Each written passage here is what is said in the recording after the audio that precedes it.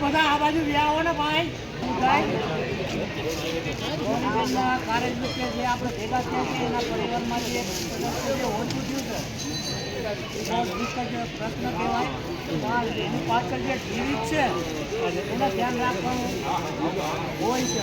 જીવિત માણસોને ધ્યાન રાખી અને એના પરિવારને સુખ અને શાંતિ આપે તો હું શ્રદ્ધાંજલિ આપું છું.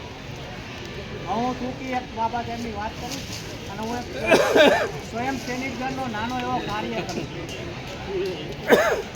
હું 45 વર્ષ મારા પાણીમાં 17 વર્ષથી હારું જીવું. કેટલા વર્ષથી? 17 વર્ષથી હારું જીવું. તો 17 વર્ષથી હારું જીવવા પાછળનું કારણ શું? તો કે એની પાછળનું કારણ એ કે મેં બાબા સાહેબ, રોહિદાસ, વીર મેઘમાયા, કબીર આ બધાના જાણ્યા પછી ખબર પડી સમાજમાં કાંઈ ઘટે. આપણા સમાજમાં ઘણા સંતો થઈ ગયા પણ આપણે જાણતા નથી. તો જાણતા નથી એની પાછળ જવાબદાર કોણ? તો કે જવાબદાર અમારા જેવા. આજે હું એમ કહું કે 45 વર્ષ પહેલાં હું બોલતો નહોતો ક્યાંય. શું કામ નહોતો બોલતો? તો કે હું જાણતો નહોતો એટલે નહોતો બોલતો. પણ જાણું છું એટલે બોલતા શીખો કે ભાઈ હવે કાંઈક સમાજમાં આપણે કંઈક બોલવું જોઈએ. આમાં મસાલો ભેળો છે એ સમાજમાં ઠલવી નહીં, શમશાનમાં લઈ જાય તો એ કે ગુનેગાર કોણ? કોઈ જે જાણતો તો એ મારા જેવું કે જે જાણતો તો છતાં સમાજમાં કહેતો નથી. તો નથી કહેતો એ ગુનેગાર છે. સમાજ ગુનેગાર નથી, સમાજ નિર્દોષ છે. સમાજ નિર્દોષ છે. સમાજ જાણતી નથી એટલે સમજતી નથી એટલે બેહતા નથી. જ્યાં બેહતા નથી ને સમજતા નથી એટલે બેહતા નથી. જો સમજે ને એટલે બધાય બેહતા શીખે, પણ સમજતા નથી એટલે બેહતા નથી. હું એક નાની એવી મારી વાત કરીશ કે બાબા સાહેબ રહ્યા એના 4 સંતાન વ્યાઈ ગયા. તો કેના માટે? તો કે આપણા માટે. એક પછી એક 4 વ્યાઈ ગયા પણ એને કેની ચિંતા કરી? સમાજની. કોની ચિંતા કરી? સમાજની, પોતાના ઘરની નહીં. જ્યાં વિદેશમાં બાબા સાહેબને કીધું ભાઈ તમે અહીંયા રોકાઈ જાઓ, તમારા જેવાની અહીંયા જરૂર છે. તો બાબા સાહેબ વિદેશ રોકાણા નહીં. અત્યારે આપણા માણસો ઘણા વિદેશ જાય છે, આવતા નથી. ઘણા વિદેશ છે પણ પાછા ભારત આવતા નથી.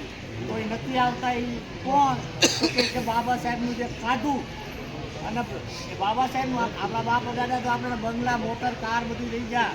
પણ બાબા સાહેબે દીધું એ કોઈથી તાકાત નથી આપણને દઈ આપે. બાબા સાહેબે જીવનથી મરણ સુધીનો કાપડ સુધીના પૈસા બાબા સાહેબે આપ્યા છે.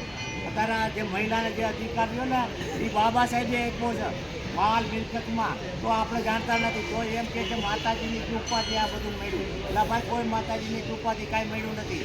જે કાંઈ આપણો બાપ દાદો સંવિધાનમાં જે હક અધિકાર થઈ ગયો ને એના થકી મળ્યું છે. આજે મને એમ ખબર પડી કે 17 વર્ષથી મને જ્ઞાન થયું કે ભાઈ 17 વર્ષથી મને નહોતી ખબર કે કોને દીધું છે.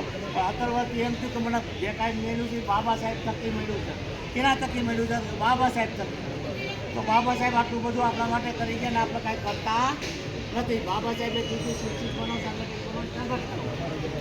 તો આ 3 સૂત્ર સાકાર કરવા હોય તો કરવું શું? પ્રશ્ન થાય ભાઈ 3 સૂત્ર સાકાર કરવા હોય તો કરવું શું? તો કે 3 સૂત્ર સાકાર કરવા હોય તો બાબા સાહેબે પહેલું કીધું સંગઠિત બનો, સંઘર્ષ કરો. તો આ 3 સૂત્ર જોઈશે. તો ખાલી શિક્ષિત થઈ જાય શિક્ષિત થયા પછી કાંઈ પૂરું નથી થતું. શિક્ષિત થયા પછી સંગઠન બનાવવું પડે, પછી સંઘર્ષ કરવો પડે. આ 3 સૂત્ર કરો સાકાર કરીને ત્યારે બાબા સાહેબ જે ઈચ્છતા હતા કે પૂરા ભારતની અંદર આપણે એક મિશન હોવું જોઈએ. બાબા સાહેબે જે સમતા સૈનિક દળ બનાવ્યું હતું એની જીવતા એને બનાવ્યું હતું. કોણે? બાબા સાહેબે સમતા સૈનિક એના જીવતા એને સંગઠન બનાવ્યું હતું. પણ એ સમતા સૈનિક દળ ક્યાં આવ્યું? તો કે મહારાષ્ટ્રમાં. ત્યાં મહારાષ્ટ્રની બહાર આવ્યા નહીં.